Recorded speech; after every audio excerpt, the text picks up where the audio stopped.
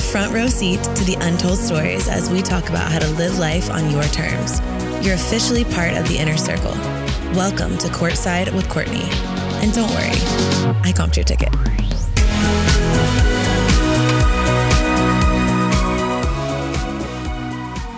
Welcome back to another episode of Courtside with Courtney. Today, by popular demand, really getting into influencing. I want to talk about if I were going to start a platform today and I had never before, or if I had 0 followers and I was starting from the ground up, tips. I think that this could be a cool series because I do think that there's something to be said too about like how to stay relevant. I've been doing this for 11 years, how eventually to harness your platform and the community that you have created and launch a brand. So I think that there's like some spinoffs of this. But for today, let's start at the beginning. Let's roll it back. If I were to start from day one, I have Kirsten with me today because obviously— I'm going to try to keep you on track. Obviously, sometimes I ramble, you guys. Like I'm a little ADD. Like we know this, right? But Kirsten's going to help keep me on track. And then obviously we also work together 5 days a week. So I'm in your brain. Yes, you are. Speaking of being in my brain, can you guys see our outfits? This just goes to show like this is what happens when you spend a lot of time around each red, other. Gray. Yeah. I'm actually dead. We look like we planned it, but we didn't. Mary-Kate and Ashley could never. I love Mary-Kate and Ashley twinning. Me too. I am serving Ashley and you're Mary-Kate in this very moment. Although I feel like I typically identify more with Mary-Kate. Again, the ADD is kicking in. Let's get back to it. Tips for influencing. So I want to say the number one thing that I think I want to start this episode by saying is check yourself before you wreck yourself. Make sure that your intention is good. Make sure that you're not just like, I want to get a bunch of followers and make a lot of money. Like that's never going to serve you in this space because people, followers, consumers, whatever can smell that shit a mile away. This is hard. Now, I'm not saying like I'm not equating this to like any other job. Like I'm not trying to step in whatever shit show that is. All I'm saying is it is an actual job. And it does take a lot of discipline and a lot of work. And I feel very grateful to have this job. I'm very blessed, but it is an actual job and a career and you can parlay it into other things. So you do have to treat it as such. So if it's just like, oh, I want the attention, this is not going to be for you. It's not for the faint of heart. You just have to have a thick skin. Yeah. It has a lot of highs and a lot of lows. So if money and attention is the only thing that's motivating you, save yourself. It's really hard to pull yourself out of those lows. Yeah. Save yourself or spare yourself the hassle and the headache. If that's like what you're going for, this is just not going to be it. Maybe go work in sales. Yeah. So I want to say like have a true heart and intention behind what you do. And then I think if that's the case, if you're genuinely passionate about it and you want to influence and you want to create content and you're excited about that, absolutely 1,000,000% go for it. I'm obviously such an advocate of it because it's had such a positive impact on my life and I've been able to create what I have because of it. And so social media can be used in such a good way, but just like anything, there's a good and a bad, you know? Niching off of that, talk about like how to find your niche and should you? Because I think a lot of people that feels like an overwhelming step. Well, I was going to say, I think, look, at the end of the day, every time someone comes up to me in person and they say, or in public in person and they say, hey, how do I start? The number one thing I always say, as stupid as it may sound, is just start. Because I think that if you actually do just start, create an Instagram, start sharing stuff, you're like 70% farther than most people because a lot of people get hung up on what do I do? How do I start? What are other people going to think about me? It's not going to be perfect. And I think like if you can get over that barrier, you're probably a pretty good candidate, to be honest, because I think that it's the people who don't want to put themselves out there, are perfectionists, can't stand that like other people could potentially be judging them that wouldn't be a good fit for this because people will always judge you no matter how big or small you are and or become, people will judge you. And so you have to kind of get over it. And I'm not saying I'm perfect at getting over it. Shit still bothers me sometimes. But for the most part, you have to have a thick skin and you have to feel like good and sure about what you're doing. So I would say make sure that you're coming from a really good place as far as like, what does that look like? For me, that's creating value for people. So whether that's like tutorials or finding things I think people would really like or sharing my experiences, great and terrible, like focus on creating a community not getting followers, because the followers will come if you focus on creating a community. Talk to people. I don't care if you have 10 people following you, talk to them. When they DM you, respond to them. Obviously, the bigger you get, when you have 1 million followers, it's literally impossible to respond to every single person. And I try my best to talk to as many people as I can, but that's physically impossible. But when you're starting out, use that to your advantage. Talk to everybody, connect with people, because it's really what it's about. Create a space that people want to come to. And then followers will come naturally because you're providing value for people. So content is king. Think about what you're putting out there. That goes to your question about how to niche down. I think start with what you like. Genuinely, what do you gravitate towards? I want to touch on too, the word you said a few times, perfect. I feel like a lot of people hold back because their content's not perfect. Post it anyways. Every time you post, it's a good thing, actually. Yeah. Your caption will get better. Your editing will get better. Your intros, your lighting, you'll critique yourself, and other people will too. But you're going to be from post 1 to post 10. You've already grown 10 times. I also want to say that there are a lot of jobs in this industry that aren't just being the me, like Kirsten, Audrey, Allie. Like there's a lot of things within this world. If like this is not specifically what you identify with, it's still really cool to be like in this world in some capacity. So I think about that too. But if you're starting from the beginning and you know that you want to be a content creator, be an influencer, I would start by thinking about genuinely what you're passionate about, what you like. What do your friends go to you for? Is it makeup? Is it fashion? Is it food? Is it home design? Is it car reviews? Is it nail polish colors? Is it whatever, right? Like whatever it is, hair tutorials. Decide and kind of like niche down what you think will be good and what you think you'll be passionate about. There is a degree and there's like a point in this where it's just kind of throwing spaghetti at a wall. Like you got to just try things, pay attention to what works and what doesn't work. To do this at a high level, you do have to be, I think, a really healthy balance between authentic and strategic. Mm-hmm. And not a lot of people are going to tell that to you, but you have to be authentic and strategic. You have to come from a good place. You have to want to create value for people, genuinely love what you do, genuinely love the products that you're talking about and sharing. But you also have to be strategic. If you know that sweaters do really well for you, a lot of people ask about sweaters, share more sweaters. So like get strategic. If you share your meals and it's resonating with no one, maybe that's going to be something that you love to do personally, which is great, but you don't necessarily put out there because people aren't responding to it. So I'm not saying like base everything on other people's opinions, but what I am saying is if you are trying different things, pay attention to what works and what doesn't. Lean into it. And I think being able to pivot if you're wrong. I feel like for you, relationship stuff was crushing it on TikTok, and we kind of weren't pushing it on Instagram because we felt like that wasn't the demo. Yeah, maybe people like that aren't going to love it on Instagram because a lot of my Instagram followers are married and blah, blah, blah. And maybe that's not super relatable to them. But then it almost opened up a door to a new audience. We grew a lot from that. So also being mindful of like, okay, Instagram does like this, but let's still connect with that OG audience with other things. Yeah. Stories, anything like that. So that's a really good lean into it. And you don't lean into things that you have no desire to lean into. Mm-hmm. Okay. So it's like, I'm never going to go and do whatever thing that like I'm not interested in because I don't want to do it. But lean into and pay attention to what you like that also works. I think saying no is just as important as saying yes. The amount of brand deals when you start getting those that I have said no to, way more than the amount that I've said yes to. Way more, because your trust is that your audience's trust in you is everything. Compromise that for nothing. And I do mean nothing. Mm-hmm.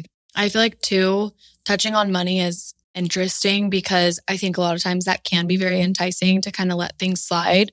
But ideally, you're going to keep growing. So if you're accepting kind of offers that don't resonate with you in 2 years when you've grown, you won't grow then, right? Because you won't have the following that trusts you, because it'll be obvious that you're not sharing things that you genuinely resonate with, that feel authentic to you, that you like. So I think saying no is, I would argue, more important than saying yes in many ways. And I think will give you a much longer career. I think to truly do this as a career, you have to treat it as such, and you have to think long-term. You have to think big picture. You can't think quick paycheck today. You have to think, okay, I'm proud of everything. Like every sponsored deal we've ever shared, there's never been one single thing that I'm like, oh, that was, I mean, like, obviously my style has evolved and I wouldn't have done it that way that I did it 4 years ago or whatever. But like, there's never been anything where I'm like, I hated this and I did it anyways, ever.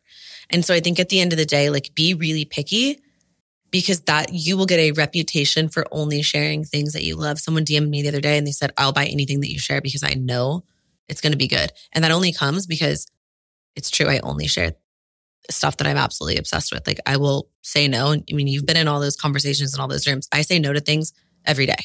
I think it comes through the phone too, very like genuinely for the person watching your content when you are actually excited versus watching somebody that you're like, okay, they're clearly just trying to make a little bit of money. Yeah, completely. It is really obvious. And I think you don't gravitate towards those kind of people. I think reels, huge, really big. That's like a tangible takeaway, I would say. We started doing reels and that's been working really well for us. This is a random tip. I like to post a reel and then remove it from my feed. I find more people that don't follow you see the reel that way. So you get more new followers from doing that. So I think if I was starting out, I'd probably do that. Eventually, a couple days later, call it 2 to 5 days. Not perfect math there. You can even leave it up for 24 hours. Move it to your feed so people know that it's there. But I do find that people that don't follow you see it more. If at least for my size account, that's been like really helpful. I think too, for someone like you where aesthetic is very important, it's been a way for us to put more content out there. Maybe you don't have the perfect cover photo for it yet, but get it at dinner that night. And when you can put it to the feed and make it look nice, do it. But like still get that content out there. Yeah, definitely. And I think at the end of the day too, making sure that you're not worrying about everything being perfect like that. It's so hard because I'm a very aesthetic person too, but it's like, okay, put it out there. You can change the cover feed later. Like, don't get hung up on it. Don't let it hinder you from doing things. That's key. But really make sure that you're trying to post, like, I would say at least three reels a week. I do find that brings in a completely different, like a new audience. And make the mistakes now. Make the mistakes when you have 12 followers, because there's always going to be like mistakes or learnings, like edit your video shitty now. Like, you don't have to make it perfect right now, but make those mistakes now. When you grow, I'm grateful for the fact that I never like had I've always had like I've had a lot of videos. You didn't become Courtney Shields overnight. No. That's funny when you say it like that, because I'm like always been Courtney Shields, but not like how you're saying it. But it's like, look, at the end of the day, I didn't just like blow up ever out of nowhere. I've been doing this for 11 years. January will be 11 years. So 10 and a half years. Okay. This wasn't overnight for me. And so I wouldn't have known how to even handle people coming up to me in public and saying hi if this happened to me overnight. I wouldn't know how to create reels or come up with ideas or schedule or hire a team. I wouldn't have known how to do any of this if that happened overnight. So also it's okay to have a slower burn because you build a really loyal community of people. Sometimes when people just blow up, you're fast to rise and fast to fall. Not always. Yeah. But a lot of times you're fast to rise and fast to fall when it's like a slower burn and you're really acquiring people, not from like the 9 million giveaways. Like we all used to do giveaways back in the day. Personal giveaways is one, but follow this person and win a car and then follow these 12 people. It's like, that might get you 10,000 more followers. I've done those things. That might get you 10,000 more followers, but they all unfollow. Yeah. It's 10,000 people that don't give a shit about you. They don't want to be there. They don't give a fuck what you're posting. They don't care. So it's like, have less followers. Don't worry about any of that, because I spent probably like 2 years of where I just had to endure, just like take it to the chin, the fallout of doing a giveaway or something like that. It was never worth it, because all those people leave. They just like forget that you exist. And then you post and they're like, oh, I forgot I was following this random person that I don't know. We've all done that on the feed of like, who is this? And like, so it's not worth it. So I would definitely say don't do stuff like that. Don't do giveaways. I would make friends with people that are at a similar stage as you, because you guys can help each other, whether that's discussing rates. Hey, like this brand reached out to me. What are you charging for that? Find a community, not only create a community online of people who follow you, who are interested in your content, but find an influencer community of people who have 500 followers, 10,000 followers, 25,000 followers, because you guys can bounce ideas off each other. Maybe that's going to be the person that takes your photo for that day or helps you create your reel before you can hire a team. Like find people who are like-minded. So you can do that together. Yeah.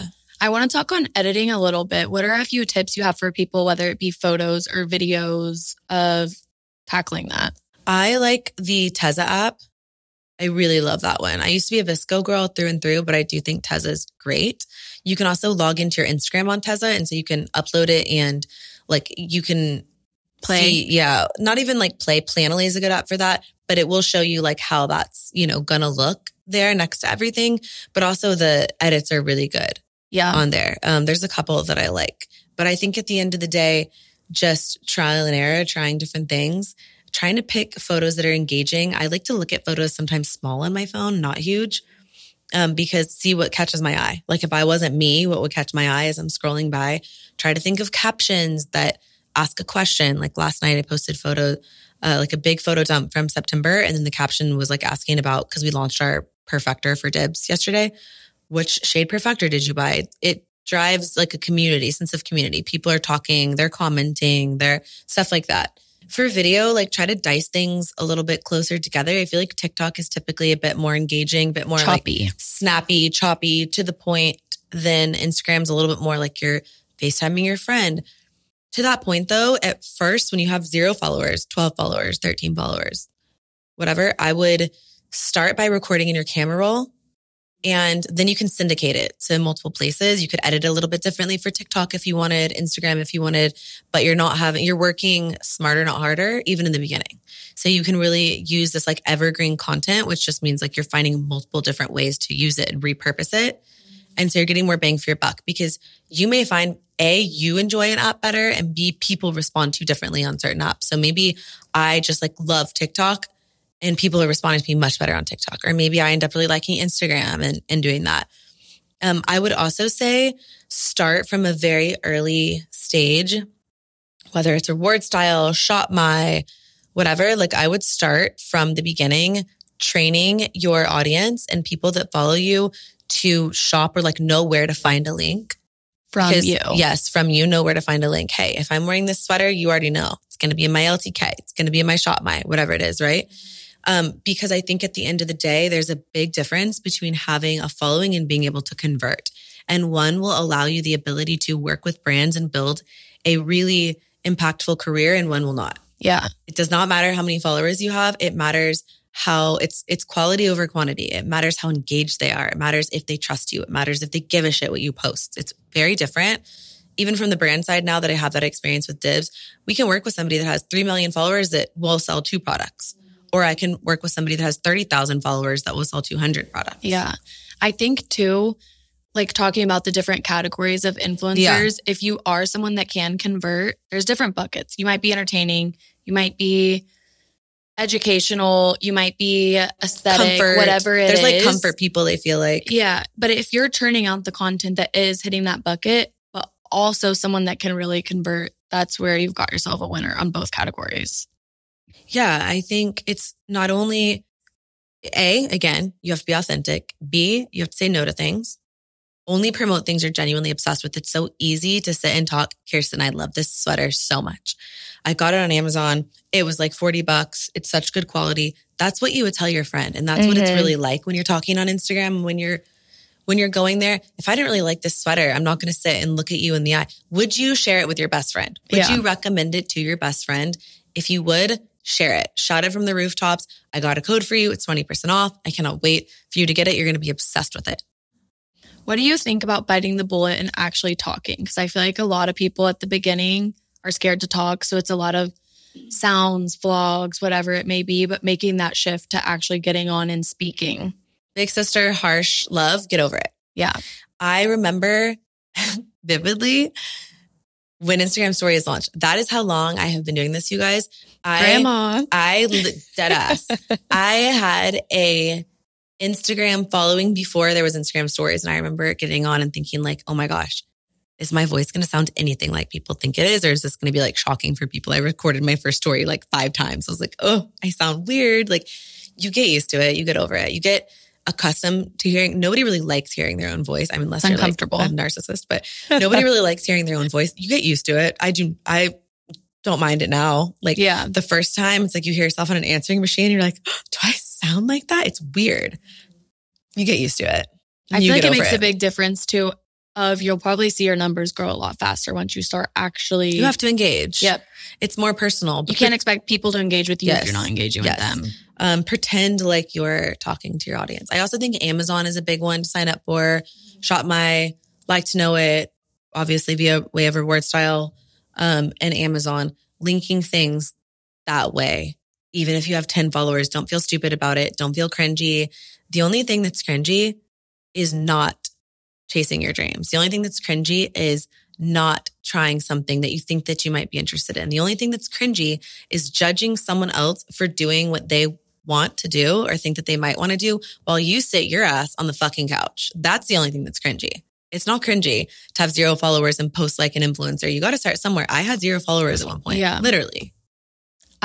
There's that trend going on right now that's like first it's embarrassing and whatever. It gets to the last stage. They ask you how you do it. Talk a little bit about oversaturating with links. I'm picky about this. And you know that. I actually think I skew too far the other way sometimes where I intentionally don't post links because I don't like to feel that way. And then people are like, wait, can you link that sweater? And I'm like, okay, yeah, you want it. I will link it. But I don't love to feel salesy because it's just not my personality. Yeah.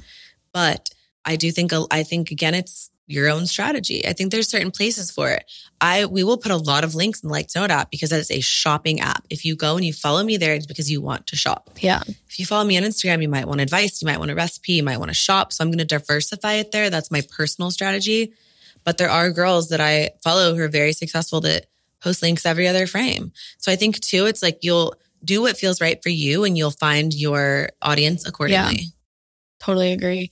I feel like too, there is that specific creator on TikTok that not one person in general, multiple people, but like every single video is a TikTok shop video. So just being mindful of people probably aren't following you, but for the products that you push. So just create the life that you want in a sense. Like maybe I'm not comfortable sharing my personal life at all. And so I'm going to be the person that only shares my outfits and links it and you actually know nothing about me. Mm-hmm. Or maybe I'm going to be like an overshare that's talking about that. I think like you just have to do what works for you. I've said this before, but I will say it again. What you consume consumes you. So be mindful of who you follow on social media. I think it's great to take inspiration and like admire people and look up to them or really like their content. Don't try to be anybody else. I think that's like a surefire way, kind of shoot yourself in the foot because people know, you know, and it doesn't come off as authentic. If somebody wants to follow Kirsten, they're going to go follow Kirsten. They're not going to follow this person that's trying to be like Kirsten. So it's I feel like the Kylie Pitts era of TikTok, she went viral and everyone was making videos exactly like her, editing like her, whatever it may be. And now it's kind of, you see a video and it's like, oh, that's a Kylie Pitts. But yeah. So I think it's like the more that if you think about the people that are really successful at what they do, it's typically because like they did something a little bit different. You know, when I met John Mayer at Berkeley, he said to be truly great at something, you have to be one of these 3 things. And if you can be an amalgamation or a combination of these, you've really got something special. And that's, you have to be the first, the best, or different. Guess what? You're not going to be the first. Maybe you're the first to share something really niche, really specific. Okay. Can you be the best at it? Maybe. Right. Or can you be different? How do you find a way to separate yourself or to bring something different? You have to be yourself. You have to be authentic. There's no other way to be different. I think that there truly is I don't really believe in oversaturation if you're authentic.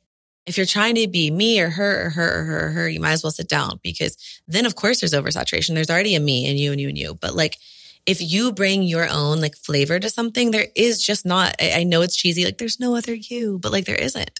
So it really is the only way to genuinely like have that, you know? Mm-hmm. I feel like too, something that's interesting to talk about on this is realistically, we live in a world where a lot of our For You pages look the same on TikTok. Mm-hmm.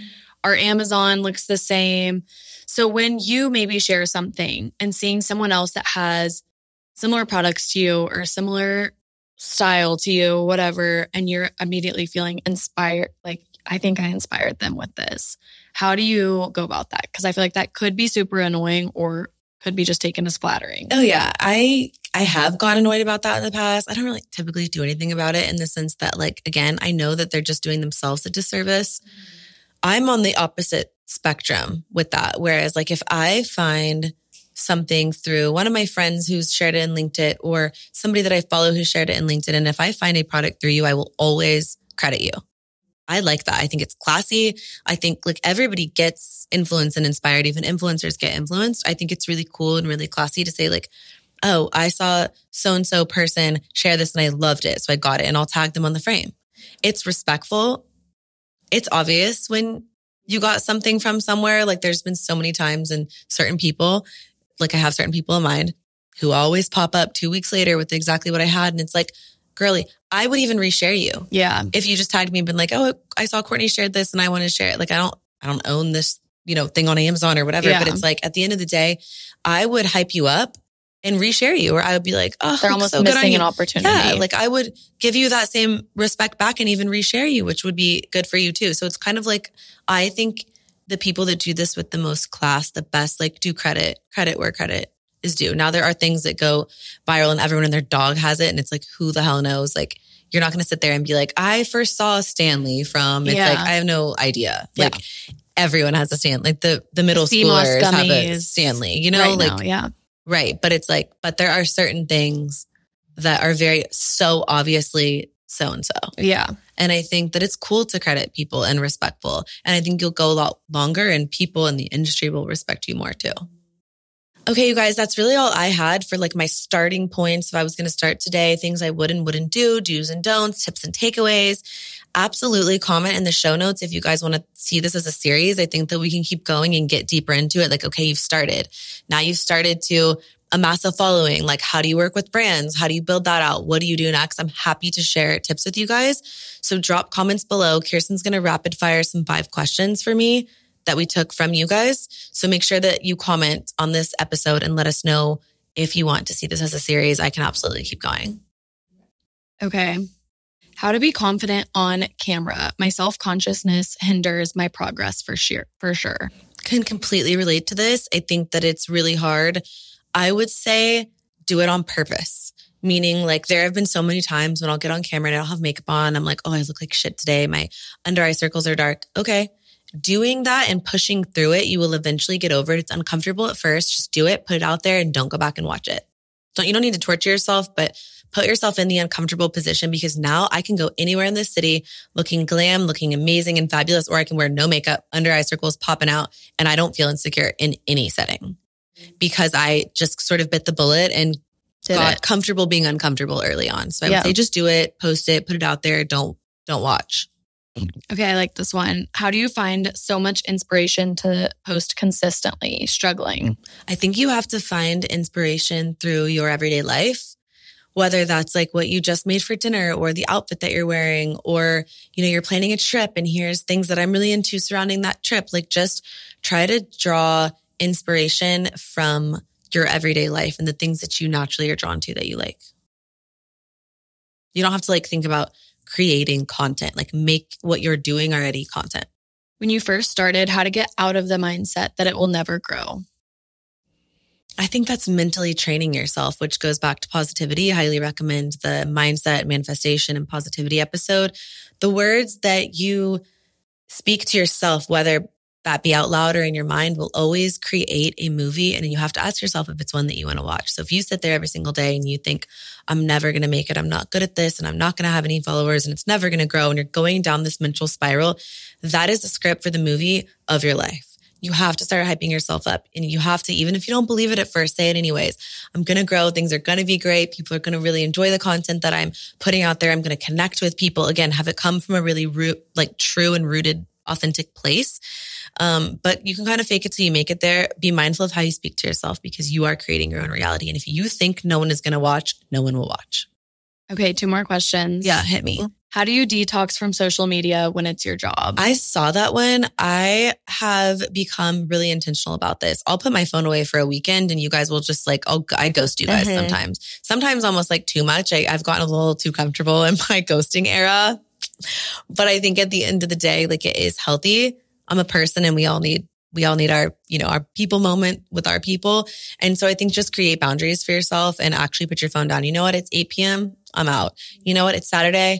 I'm out. You know what? It's Sunday and I'm hanging out with so-and-so. I'm out, I'm good. The content can wait. You can even capture it if you really want to and just post it at a later date. But not everything is about that. Sometimes you have to like just live in the moment. I think it will benefit you and behoove you in the future. Okay. How often should I be posting? There's no like strict schedule for that or regimen. I would be posting at least 3 reels a week, and I would be Instagram storing at least 5 days a week. Mm-hmm. That'd probably be my like little takeaway. I love it. Photo dumps whenever you have them. I like a dump. I don't love like a one photo really ever. Yeah. Reels are growth. Keep the people entertained. Yeah. Like this I already episode, have like 5 other topics I want to dive into. This is a good series. If y'all are interested, I feel like part 2 would be a slay. Download the episode because that matters. Yeah. Help a hoe out. Oh, and by a hoe, I mean Kirsten because she's the one that cares. Download the episode. I'm like, just kidding. you guys. Help Kirsten out. Don't just listen, download, rate it 5 stars, leave a review, make my job easier. I'm begging you. You know, like I do think this is obviously an area that I could add a lot of value for people in. Mm-hmm. Everyone has different perspectives and there's no one right way to do it, but I'm happy to share my experience with you guys and I hope that's helpful. So we'll see you in the next episode. Don't forget to download this, people, okay? Help us out. I love you guys. Bye.